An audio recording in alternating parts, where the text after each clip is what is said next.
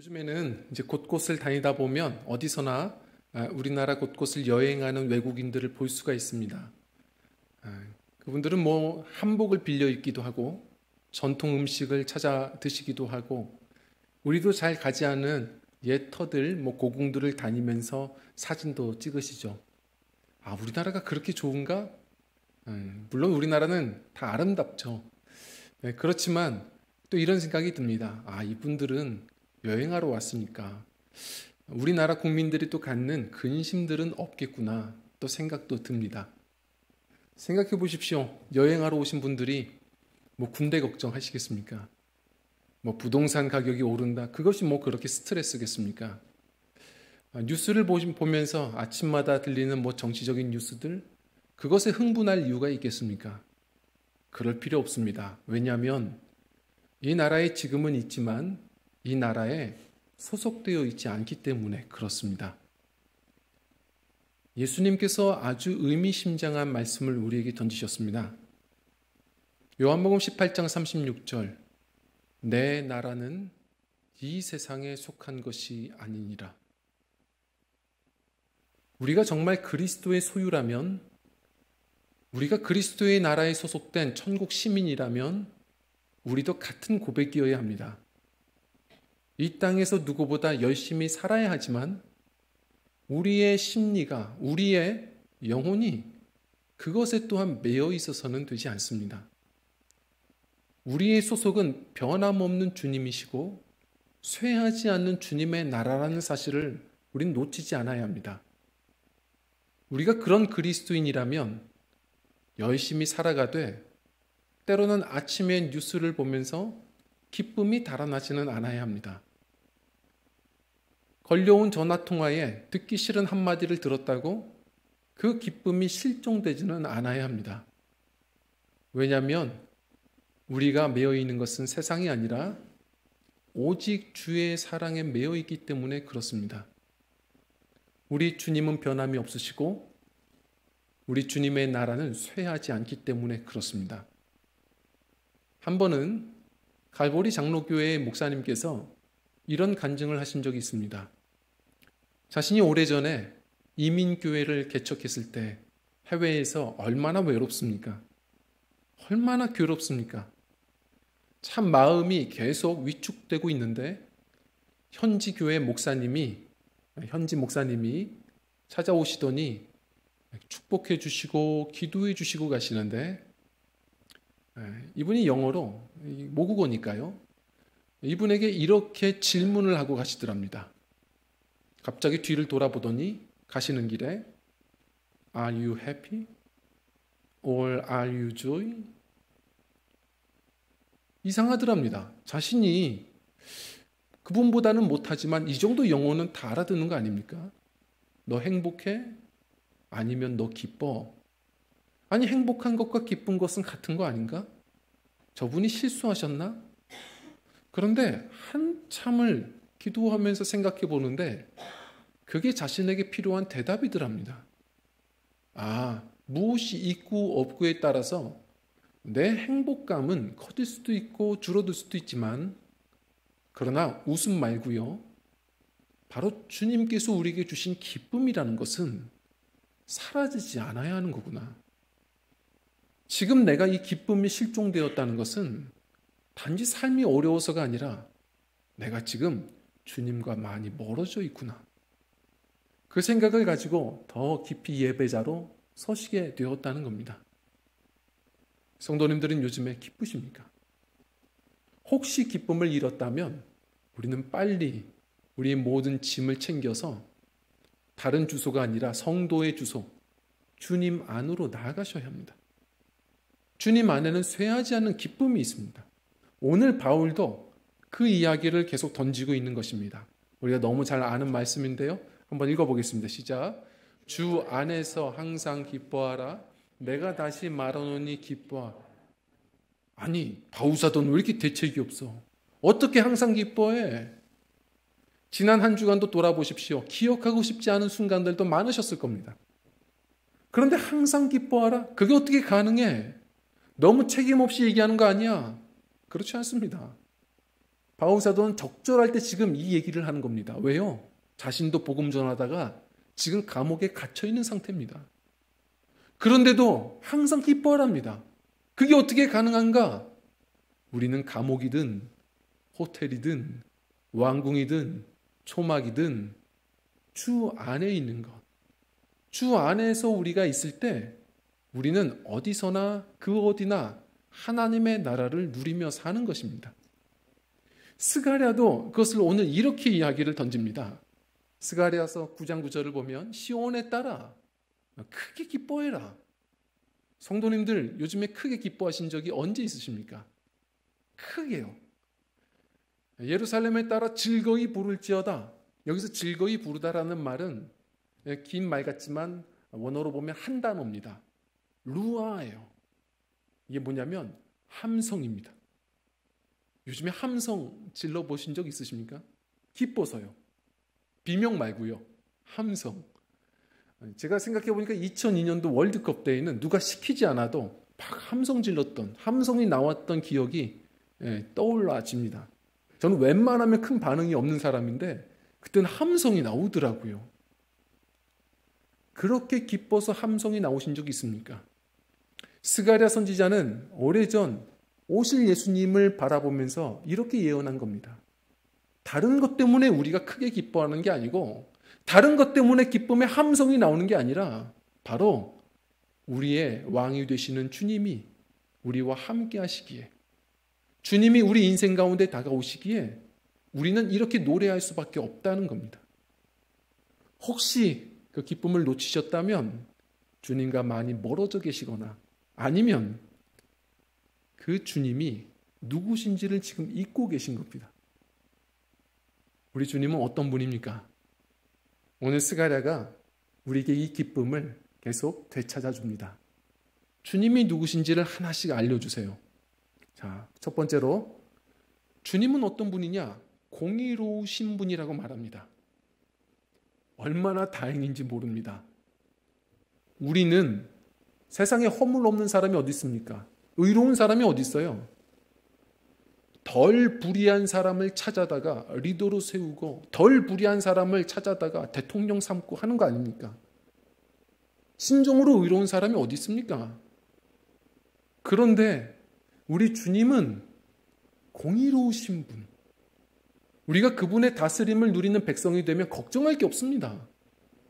우리 스스로보다 주님이 의로우시고 우리 스스로보다 주님이 우리를 사랑하십니다. 여기서의 공의롭다는 말은 의와 그리고 긍휼이 같이 담겨있는 말입니다. 주님은 온전히 의로우신 분입니다. 그분이 우리의 왕이 되신다는 거예요. 그분이 그 의를 가지고 무엇을 하시느냐? 구원을 베푸십니다. 자, 놀랍습니다. 뿔이라는 소설을 보시면 아시죠?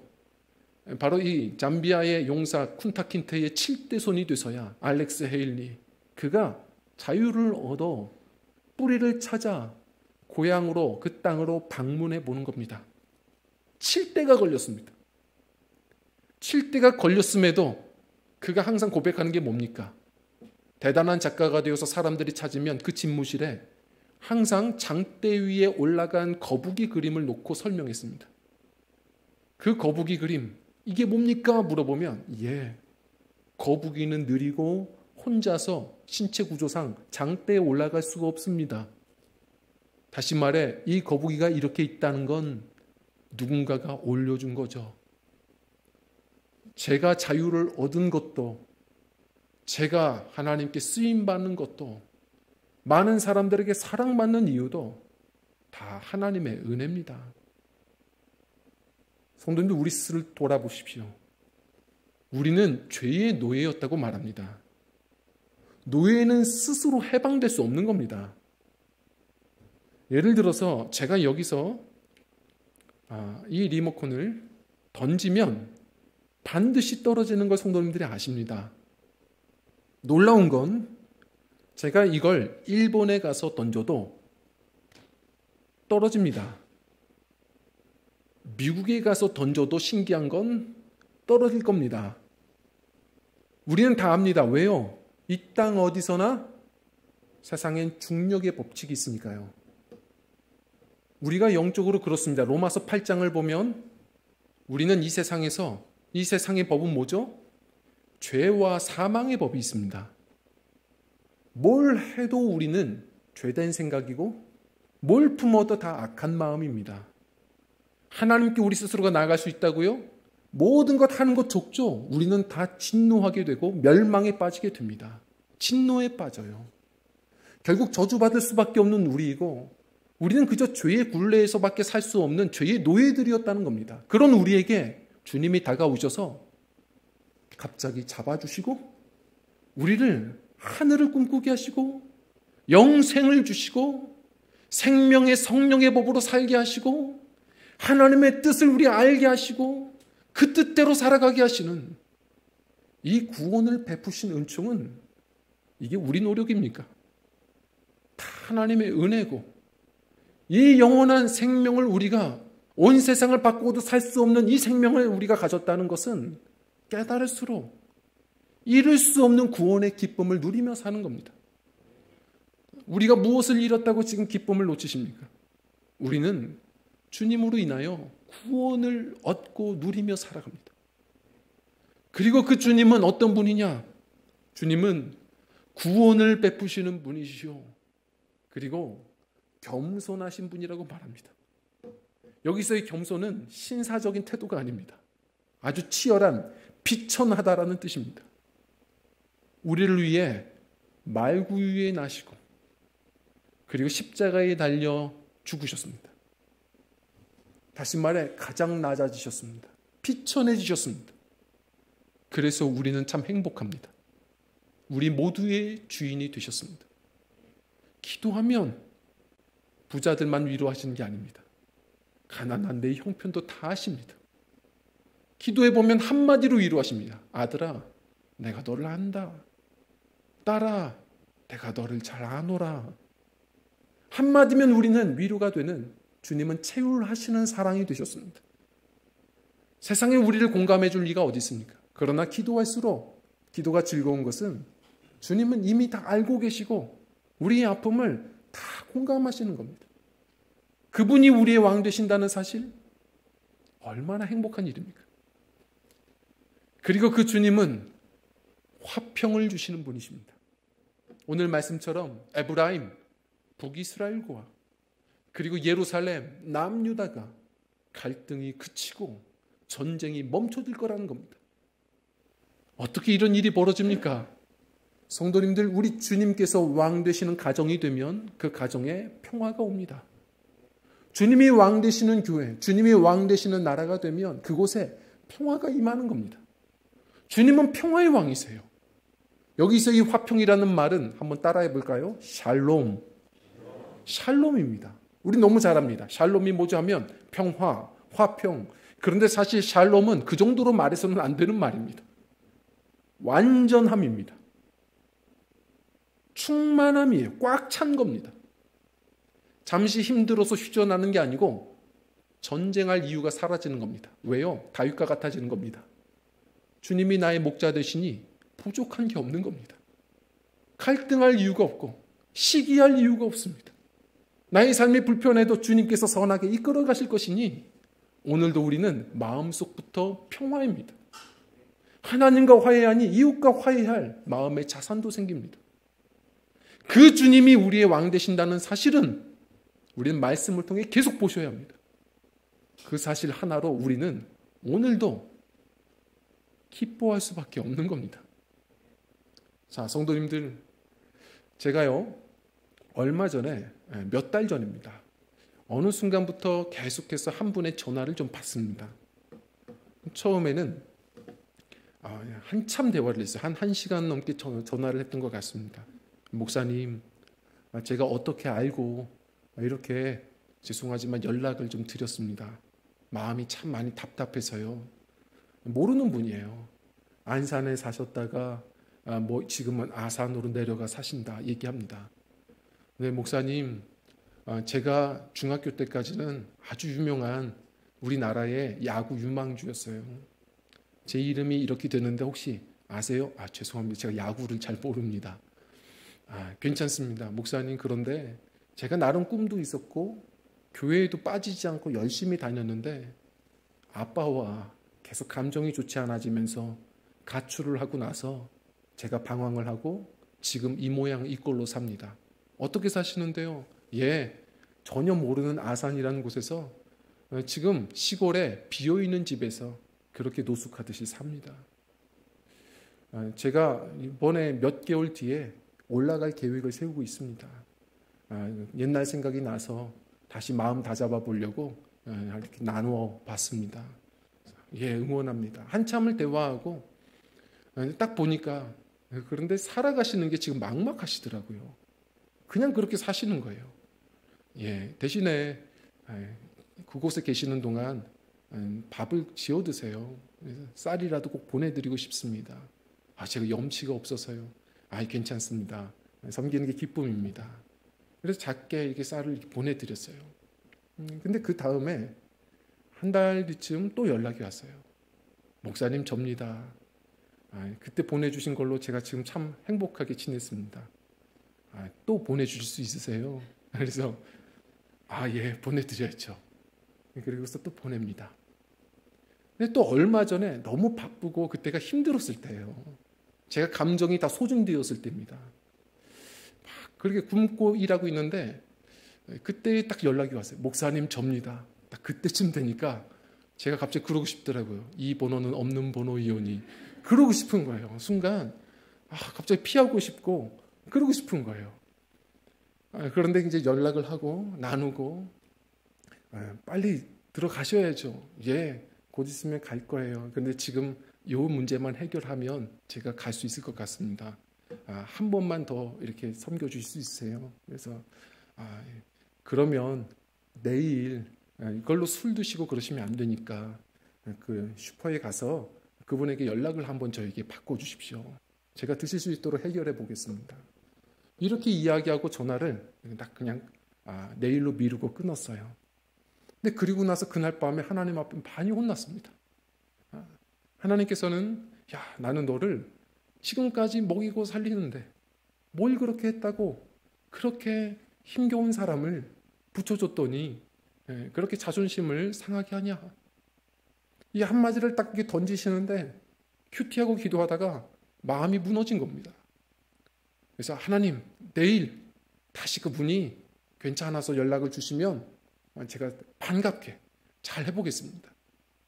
그랬더니 정말 내일 바로 또 연락이 오더라고요. 목사님 슈퍼 앞입니다. 연락이 와요. 그래서 네.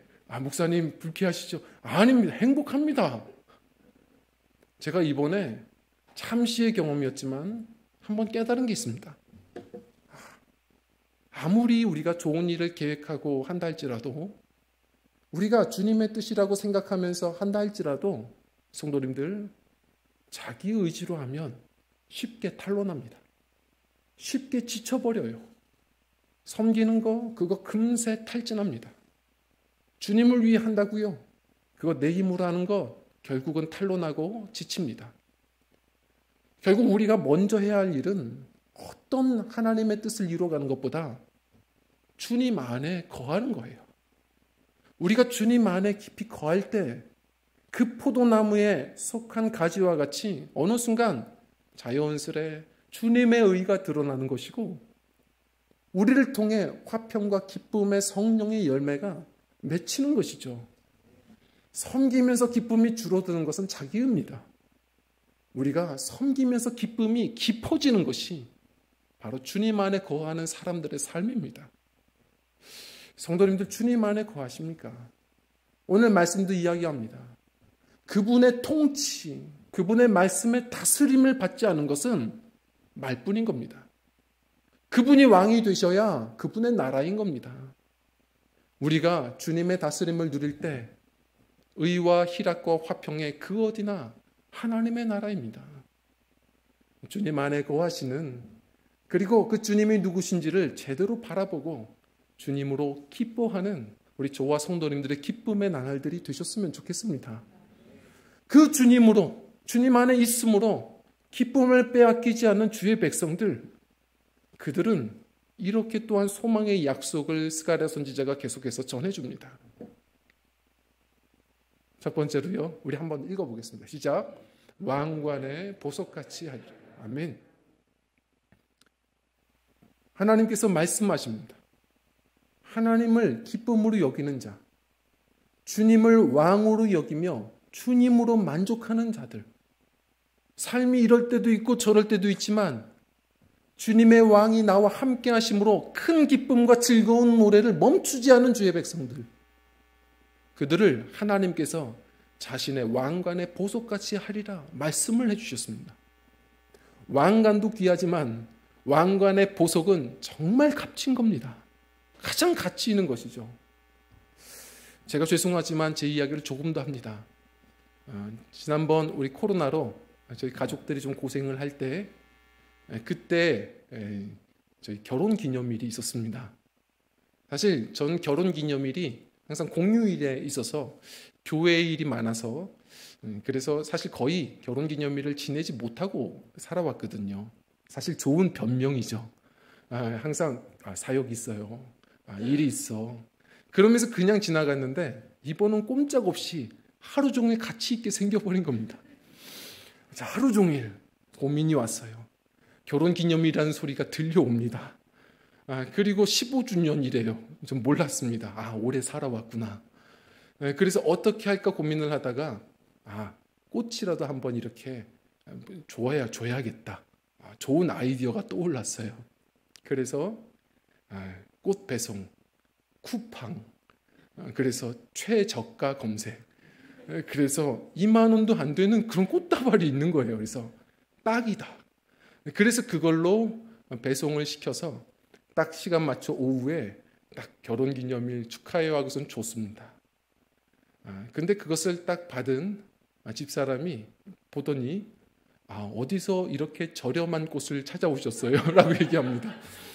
그래서 순간 화가 나야 되는데 제가 놀랐어요. 왜, 어떻게 알았을까?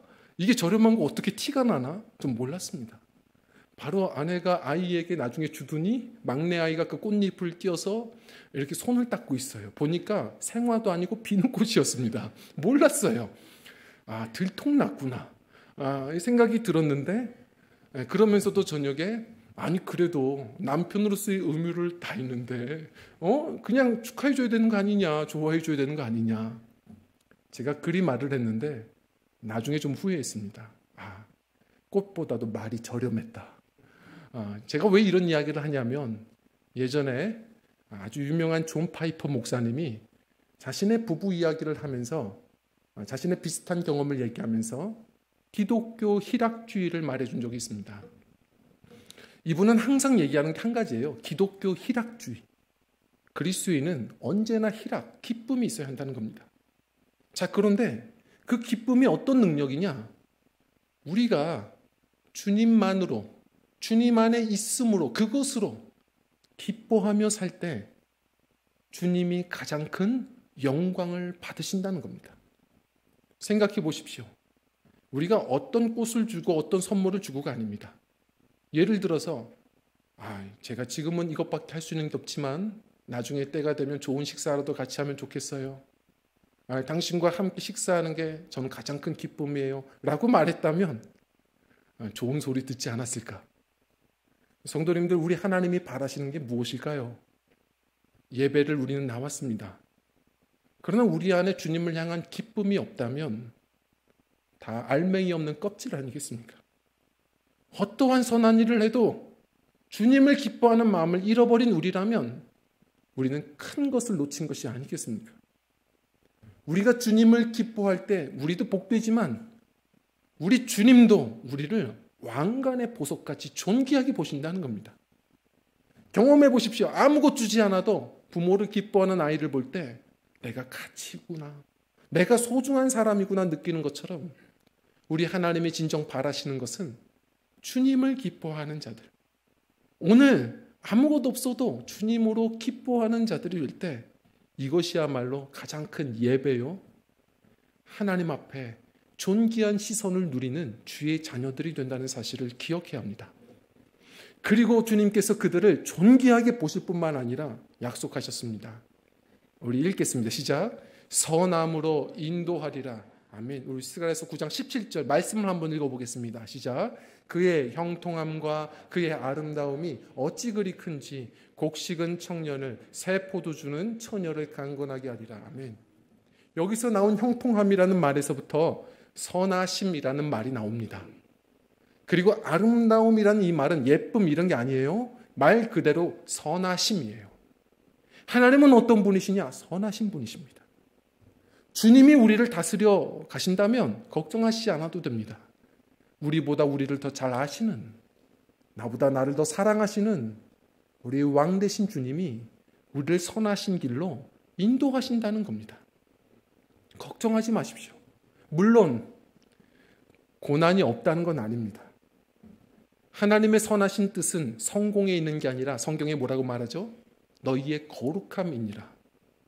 결국은 빛도 주시고 비와 바람도 주시되 결국 인생에 우리 갈수록 주님께서는 선하신 뜻대로 우리 자녀들을 먹이고 살리시며 결국은 주 예수 그리스도를 닮아가게 하실 것입니다. 우리의 인생을 풍요롭게 하실 거예요. 혹시 김병년 목사님을 아십니까? 김병년 목사님, 이분은 페이스북의 또 스타이시죠. 이분은 보통 목회를 하시는 분이 아닙니다. 2005년도에 건강한 사모님이 셋째 따님을 출산하고 갑자기 며칠 뒤에 뇌경색으로 쓰러지신 다음 일어나지를 못하십니다. 이분은 계속해서 어느 순간 교회 일만 하던 이 목사님이 아내를 수발해야 됐고 그리고 새 아이를 키워야 되는 어느 순간 별명이 엄빠가 되셨어요. 너무 힘들었답니다. 처음은 아내가 낳는 것이 하나님의 전능성이 나타나는 일이라고 생각해서 그리 기도했는데 기도할 때마다 아내가 낳는 것은 여기가 아니라 그 나라에서라는 것을 하나님이 알려주십니다. 왜 하나님이 우리 가정에 그러나 이런 고통을 주신 것일까? 한 번은 열심히 해본다고 했는데 실수로 찜질기를 잘못 놔서 아내의 발이 타서 또 아내의 다리가 절단됩니다. 아이들도 웁니다. 너희들 힘들지? 힘들어요. 그 이야기에 혼자 엉엉 울면서 하나님께 나 좀 그만 때려요. 그렇게 하나님께 원망하며 소리도 했답니다. 그런데 어느 순간 어떤 아이가 아빠 하면서 이런 얘기를 하더래요. 아빠, 우리 집은 참 가난한 것 같은데 왜 이렇게 행복해요? 왜 이렇게 항상 즐거워요? 가만 보니까 가정이 많이 분위기가 바뀌어져 있는 겁니다.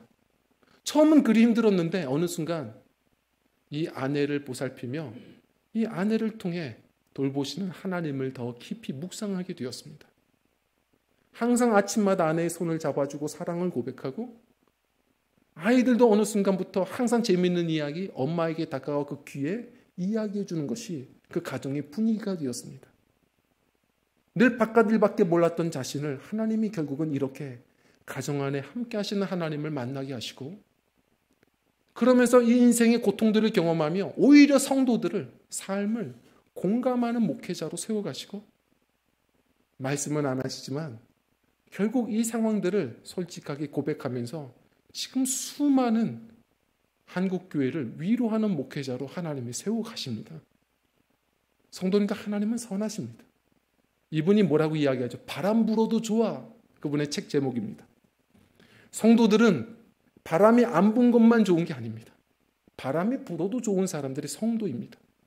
우리 인생은 때마다 바람이 부는데 믿음이란 무엇이냐? 그 순간에도 함께 하시는 주님을 바라보고 함께 동행하는 것이 즐거운 인생길이요 신앙의 묘미다. 우리 성도님 이것이 신앙입니다. 혹시 삶에 바람이 불고 계십니까? 바람 때문에 기쁨이 이뤄진다면 우리는 이 세상에 속한 자입니다. 항상 함께 하시는 주님 바라보고 주님 안에 거하셔서 기쁨을 놓치지 않으시는 성도님들이 되셨으면 좋겠습니다. 말씀을 정리합니다. 이 유명한 피에타라는 조각상, 미켈란젤로의 최고의 조각상이죠. 시스틴 성당에 가보면 이 조각상을 볼 수가 있는데 저도 예전에 한번 이게 보면서 멀리서밖에 못 봐요. 그런데 별로 큰 감흥이 없었어요. 말 그대로 예수님이 십자가에서 내려오신 바로 그 예수님을 마리아, 성모 마리아가 이렇게 안고 있는 모습. 말 그대로 슬픔, 비했다구나. 비탄이구나. 아, 참 슬픈 모습이구나. 이렇게만 생각했습니다. 그런데 미켈란젤로가 이 조각해 놓고 했던 얘기가 있습니다. 감히 인간의 시선으로 평가하지 말아라. 아, 이 조각가는 천재예요. 우리 관광객들은 그저 멀리서 이 옆모양밖에 볼 수가 없죠. 아, 예수님 참 고통스러우시겠구나. 그런데 하나님의 관점으로, 다시 말해 위에서 보게 된 예수님의 모습을 아무도 못 보셨죠. 예수님이 웃고 계십니다. 미켈란젤로는 상상한 겁니다. 예수님이 정말 고통스러우셨을까? 물론 십자가의 그 고통을 다 당하셨죠. 괴로우셨죠. 그러나 그 마지막 순간 누구보다 행복하지 않으셨을까? 늘 아버지의 뜻 안에서 살아가셨고 마지막까지도 아버지 품 안에 안겨 그렇게 영혼을 맡기셨기에 예수님은 항상 지금 마리아의 품 안에 있지만 아버지 품 안에서 항상 행복하지 않으셨을까? 성도님들, 이것이 우리의 나그네 여정이어야 합니다. 우리 이 땅 여러 가지 바람도 붑니다. 그러나 항상 기억할 것은 주님이 늘 성도들과 함께 하신다는 겁니다. 주님 안에 있으므로 늘 주님 안에서 기뻐하는 성도들이 될 때 오늘도 우리는 하나님의 이 시선을, 주목을 누리는 VIP들이요, 하나님이 친히 돌보시는 승리하는 믿음들이라는 사실을 기억해야 합니다. 주님 앞에 이 나그네의 여정, 맑아도 좋아하시고 바람이 불어도 좋아하시는, 주 안에서 항상 기쁜, 바로 이 표정을 놓치지 않는, 세상이 감당할 수 없는 기쁨의 백성들, 우리 저와 성도님들이 되시는 귀한 은총이 있기를 간절히 부탁을 드립니다. 오늘 이 말씀 따라 우리 이 한 주간도 기쁨으로 살아가시길 주 이름으로 축복합니다. 우리 함께 찬양하고 기도하겠습니다.